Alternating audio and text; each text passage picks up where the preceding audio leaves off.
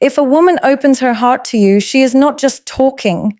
A woman shares problems only when she feels emotional safety with you, and that safety is not something created through words, promises, or impressive behavior. It is built through consistency, patience, and how you respond when she is at her most unguarded. Emotional safety is the quiet assurance that she will not be judged, mocked, dismissed, rushed, or made to feel foolish for what she feels.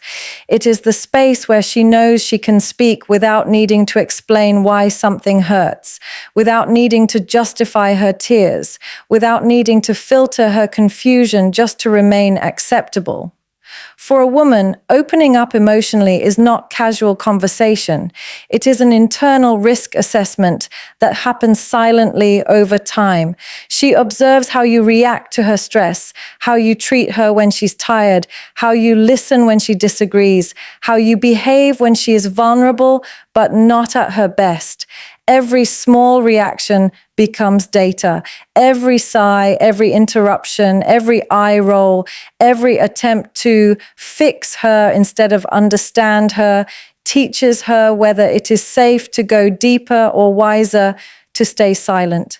When she finally chooses to share what troubles her, it means she has already decided that you are not just a man in her life, but a potential emotional refuge. It means she believes, at least for that moment, that you will handle her truth with care rather than ego, that you will meet her honesty with maturity, not defensiveness, that you will see her struggles as human rather than inconvenient. Emotional safety is also deeply connected to dignity. When a woman talks about her pain, she is trusting you not to use it later as a weapon, not to throw her fears back at her during conflict, not to replay her weakest moments for the sake of winning an argument. She is trusting that her vulnerability will remain protected even when emotions run high. Many men believe trust is built through loyalty alone, but for a woman, emotional safety is what transforms attraction into attachment. She can desire you without safety, but she cannot attach deeply without it. When she opens up, she is not seeking entertainment, distraction, or even solutions in that moment. She is seeking confirmation that her inner world is respected. She is observing whether you rush her through her feelings because they make you uncomfortable, whether you turn the conversation back to yourself, whether you minimize what she experiences because you don't experience it the same way. Every response signals whether she is emotionally welcome or merely tolerated. That is why some women appear quiet in relationships, not because they have no problems, but because they learned it was safer to stay silent than to be misunderstood. When a woman finally chooses to speak, it means silence has become heavier than fear, and her trust in you has crossed the threshold where vulnerability feels less dangerous than loneliness. She wants understanding, not instant solutions, because what weighs on her heart is rarely just the problem itself. It is the emotional experience of carrying it alone. When she speaks, she is not handing you a puzzle to solve. She is opening a door to let you see what she has been holding inside for far too long. In that moment, her need is not logic, strategy, or efficiency. Her need is connection. She wants to feel that her emotions make sense to someone outside her own mind, that her fears are not ridiculous, that her confusion is not weakness, and that her exhaustion is seen rather than corrected. When you jump straight into fixing mode, she often feels unheard, not helped, because your solutions come before her feelings have even been acknowledged. It unintentionally tells her that her emotions are obstacles to be removed rather than experiences to be understood. To her, understanding sounds like presence, patience, and curiosity. It sounds like you staying with her story instead of trying to edit it, like you asking how it made her feel instead of telling her what she should do next. Understanding also means emotional permission. It tells her that she doesn't need to be perfectly calm, perfectly rational, or perfectly composed to be loved and taken seriously. When you offer solutions too quickly, especially in a dismissive tone, it can feel like you are subtly communicating that her emotions are inefficient, inconvenient, or excessive. Many women grow up learning to manage their feelings carefully because they are often labeled dramatic, sensitive, or irrational. So when she finally allows herself to speak freely and is met with advice before empathy, it reinforces the belief that her feelings are something to be controlled rather than cared for. She doesn't open up because she lacks intelligence or direction. She opens up because she is overwhelmed, tired of carrying the weight alone, and longing for someone to stand emotionally beside her instead of ahead of her. She wants to feel that you are with her inside the storm, not standing outside shouting instructions. True understanding also allows her to arrive at her own solutions without being pushed. When she feels emotionally validated, clarity naturally begins to form. The mind settles when the heart feels safe. By trying to rush her into answers, you may accidentally slow her emotional healing because unresolved feelings don't disappear just because a plan exists. She needs space to untangle her emotions before she can untangle her circumstances. When you understand her first, your advice later carries warmth instead of pressure and guidance instead of control. She wants to feel emotionally held before she feels directed, to feel heard before she feels guided, to feel accompanied before she feels instructed. And when she experiences that kind of understanding from you, it doesn't just calm her in the moment. It reshapes how she views emotional intimacy with you entirely. Invalidating her emotions slowly kills emotional attraction because it teaches her over time that her inner world is not welcome in yours. It happens quietly, not through one dramatic moment, but through repeated, subtle dismissals that accumulate like invisible scars. When she expresses sadness and is told she's too negative, when she shares anxiety and is labeled dramatic, when her disappointment is brushed off as overthinking, something inside her begins to shut down. Each invalidation sends a message that her feelings are inconvenient, exaggerated, or wrong. And the more often she receives that message, the more she learns to emotionally withdraw for her own protection. Attraction for a woman is not sustained only by physical desire or charming words. It is sustained by the feeling that her emotions are respected, held gently, and taken seriously. When that foundation cracks, the bond weakens in ways that are not immediately visible. She may still smile, still talk, still show affection on the surface, but beneath that surface, a quiet distance begins to grow. She starts editing herself, simplifying her emotions, choosing silence over honesty because silence feels safer than being misunderstood again. Over time, emotional invalidation reshapes how she perceives the entire relationship. The man she once felt drawn to as emotionally grounding slowly becomes someone whose presence feels unsafe for her truth. She may stop bringing up what bothers her, not because nothing bothers her anymore, but because she no longer believes it will be met with care. Emotional attraction fades when a woman feels that she must constantly defend, explain, or justify what she feels just to be taken seriously. Instead of feeling emotionally drawn in, she begins to feel emotionally guarded. Instead of longing for closeness, she begins to crave space.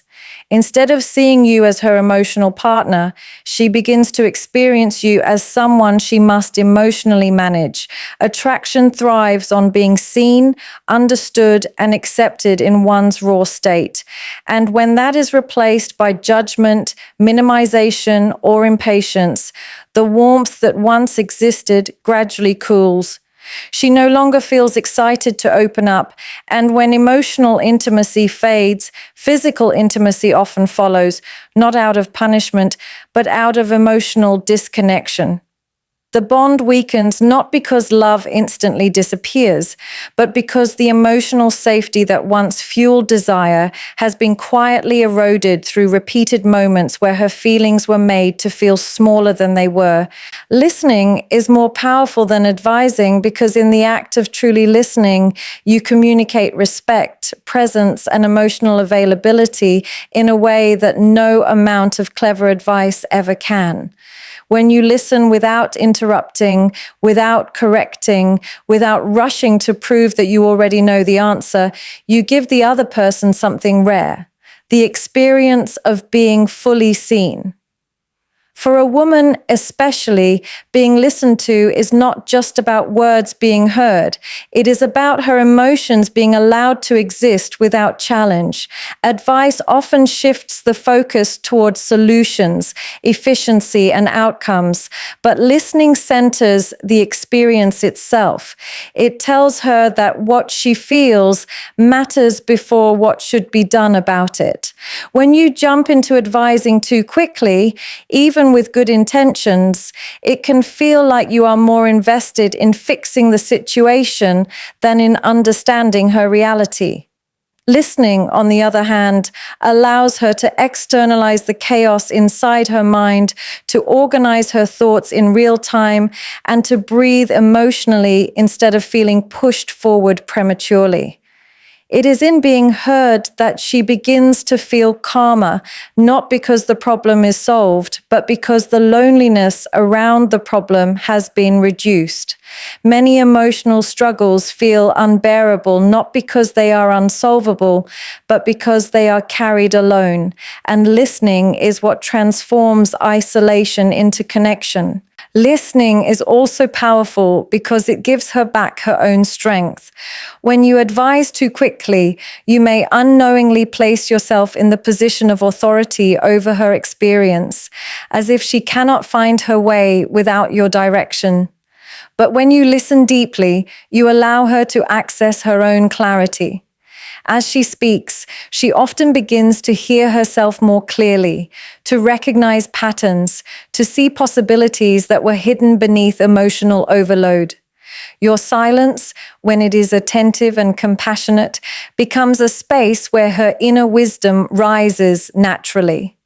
This kind of listening does not rush her toward answers. It gives her room to arrive at them when she is ready. It also teaches her that she is respected as a thinking, feeling individual, not someone who needs to be managed or corrected. When a woman feels listened to, her nervous system softens, her defensiveness drops, and her trust deepens. She does not feel the need to argue, convince, or over-explain because she senses that her words are landing where they are meant to land. Over time, being listened to consistently builds a powerful emotional bond because it creates safety without control and closeness without pressure. It allows vulnerability to grow naturally rather than being forced through logic. In relationships, advice can sometimes feel like direction, but listening feels like companionship. And companionship is what sustains emotional intimacy far more deeply than problem solving ever could.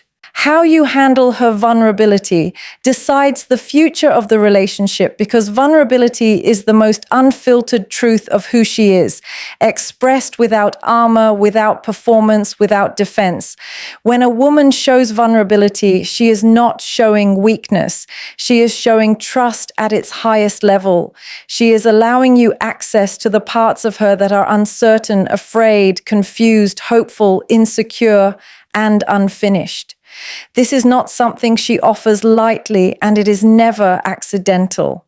In that moment, she is silently asking whether her softness will be held with care or treated as something fragile that can be mishandled without consequence. If you respond with patience, empathy, and steadiness, you teach her that she does not need to protect herself from you.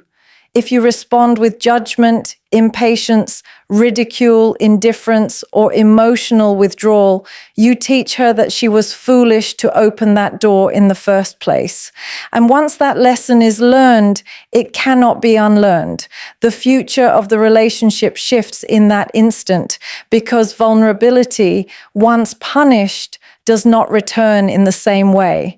She may still stay, still talk, still share surface level thoughts, but the depth that once existed begins to retreat quietly.